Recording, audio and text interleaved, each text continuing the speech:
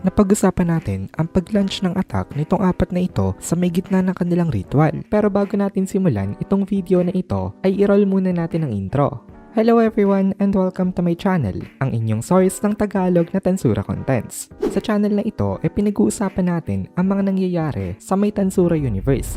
So without further ado, let's get into the video.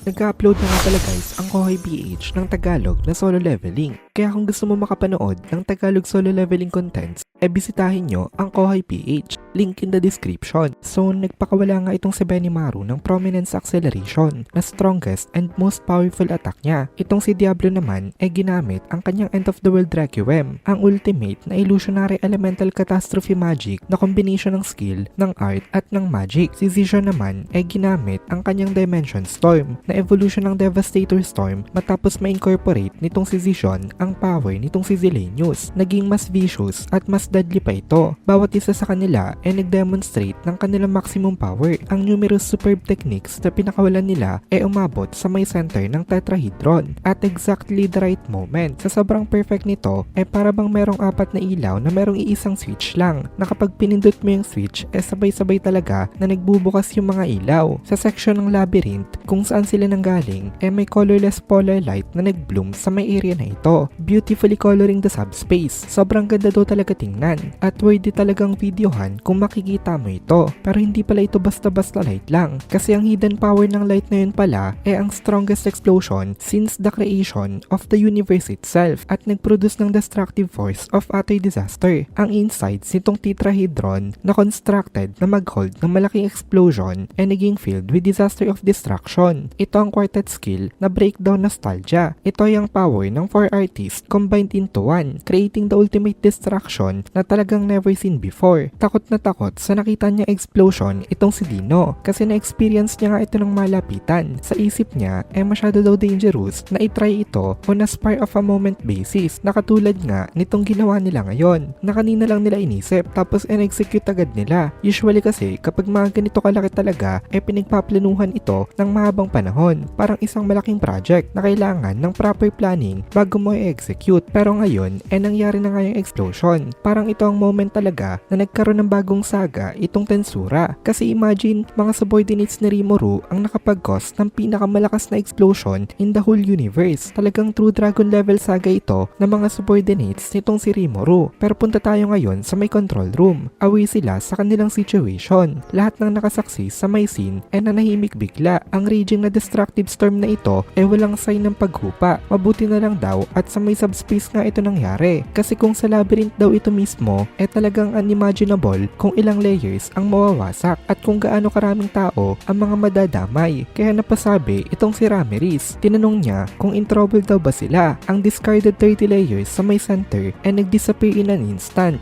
nung dumampi ito sa may energy of destruction na pinasabog nga nitong apat na ito. Kung sa ground daw ito ginamit ay baka daw nag-disappear na ang kanilang planet at nilunok nito ang kanilang buong solar system. Talagang naisurpass pa daw nito ang power nitong si Velgrind. Heck, pati nga ang power nitong si Milim. Sa silent control room may mga bumalik na nagtatawanan at itong mga ito nga itong sila Diablo at Benimaru. Sabi nila talagang nag-enjoy daw sila sa kanila naging experience. Sinabi ito nitong si Benimaru. Tapos sabi pa niya nananakit daw ang katawan niya kanina. Pero nung ginawa na daw nila yung ritual na-realize niya daw na mas full of energy pa siya kaysa dati. Gusto daw niyang ulitin ito pero mukhang malabo na uli yun na mangyari anytime soon. Sabi naman itong si Diablo naiintindihan niya na daw kung bakit sinabi ni Carrera na masaya nga na mangwasak ng mga malalaking buildings. Sumali din naman itong si Zision sa kanilang usapan. Sabi niya rare experience daw ang makapag-test ng limits ng iyong strength. Ngayon talaga napaka-lively na nitong atmosphere nila pero si Ramirez nanginginig sa takot at bigla siya nagalit after few seconds. Naglilipad siya dito at nag-declare ng absolute prohibition sa kanila. Hindi na nila pwede uli gawin ito nang walang permission. Sa gitna naman itong mga ito nandito itong si Dino na ngayon pagod na pagod at nakaupo lang kasama nitong si Beretta. Sila Pico at Gracia naman nakaupo na rin sa may parlor sofa na ngayon nagre-relax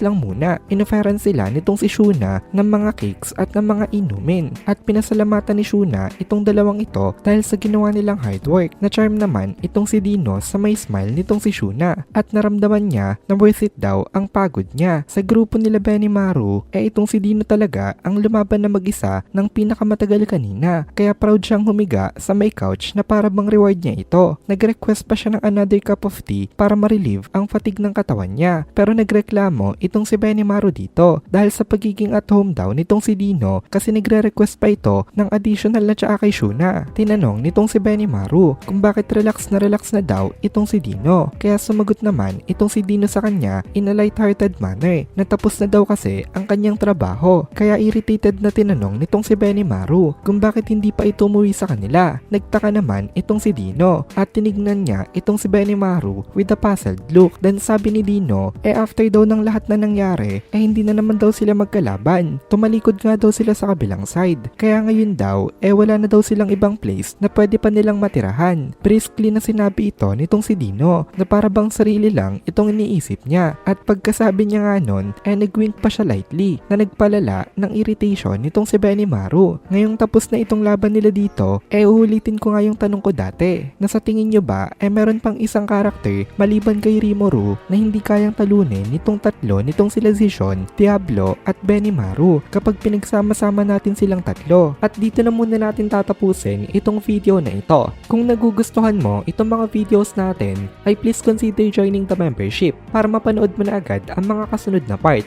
dahil palaging advance ang ating mga members. Also, ay please consider leaving a like at mag-comment ka na din para ma-boost naman tayo ng algorithm.